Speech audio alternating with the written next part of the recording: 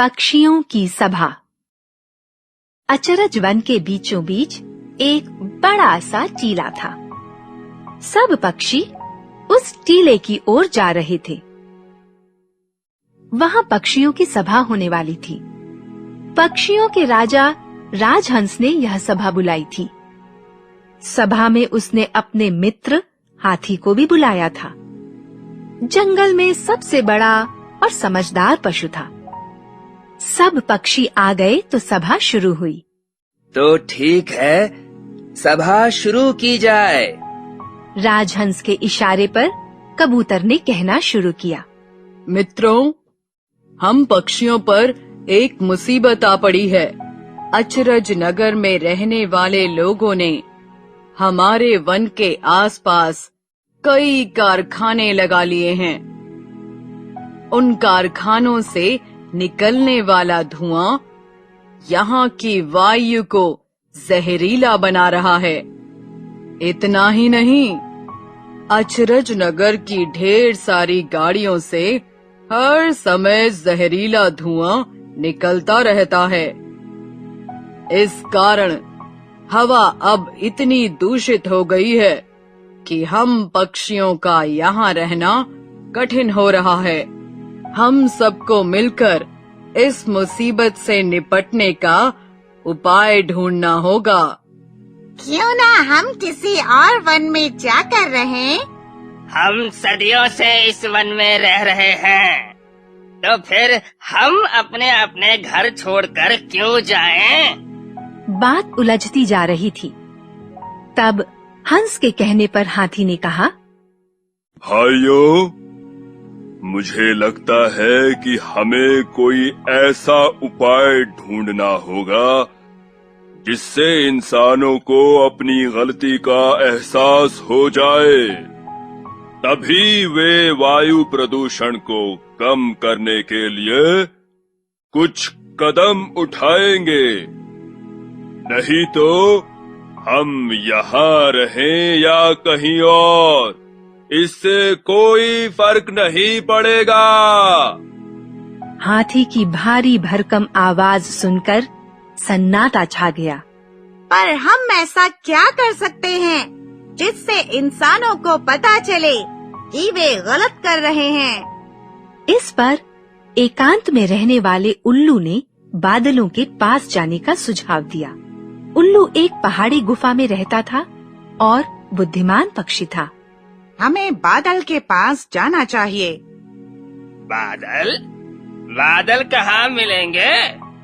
यहाँ तो आसमान बिल्कुल साफ है। इस समय सारे बादल हिमालय की ओर जा रहे हैं। राजहंस को हिमालय जाना पड़ेगा, वहीं बादलों से बात हो पाएगी। सभा समाप्त हो गई। राजहंस कुछ मित्रों के साथ हिमालय की ओर चल दिया। सब बहुत दूर तक उड़ सकते थे और कई लंबी यात्राएं कर चुके थे। कई दिनों की लंबी यात्रा के बाद वे हिमालय पहुंचे। वहां चारों ओर बादल ही बादल थे। कुछ बादल काले थे तो कुछ सफेद। कुछ बहुत ऊंचे उड़ रहे थे तो कुछ नीचे थे। राजहंस और उसके साथी उस पर्वत की चोटी की ओर उड़ चले।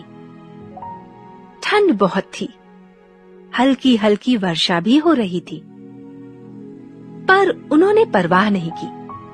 चोटी पर पहुंचकर राजहंस ने बादलों के राजा को प्रणाम किया और अपनी समस्या बताई। इस पर बादलों के राजा ने गरजती आवाज में कहा, ये आदमी हर जगह मुसीबतें खड़ी कर रहे हैं, पर अब तुम लौट जाओ, मैं कुछ करता हूँ। सब पक्षी अचरजवन लौट आए। कुछ दिनों बाद वर्षा हुई तो कबूतर ने राजहंस से कहा, मैं अभी अभी अचरज नगर से आ रहा हूँ। वहाँ सब लोग परेशान हैं। नगर में हड़कंप मचा हुआ है। चारों ओर तेजाब की वर्षा हो रही है। मुझे तो लगता है कि बादलों ने उन्हें सजा दी है। अब लोगों को समझ में आएगा कि उन्होंने वायु को कितना दूषित कर दिया है। अब वायु प्रदूषण को रोकने के लिए वे कुछ न कुछ अवश्य करेंगे। वैसा ही हुआ जैसा पक्षियों ने सोचा था। तेजाब की वर्षा ने अचरज नगर में रहने वाले लोगों को डरा दिया। सबको अपनी भूल और लापरवाही का एहसास हुआ। उन्होंने प्रदूषण घटाने के लिए कई उपाय किए। धीरे धीरे हवा भी स्वच्छ होने लगी। इस पर सब पक्षियों ने राहत की सांस ली। एक दिन बादलों का राजा अचरज वन के ऊपर से उड़ता हुआ पर्वतों की ओर जा रहा था। उसे देखकर सब पक्षी खुशी से झूम उठे। कई पक्षी उड़कर उसके पास आए और उसे धन्यवाद दिया। बादलों का राजा भी खुश था। धन्यवाद। धन्यवाद, धन्यवाद, धन्यवाद।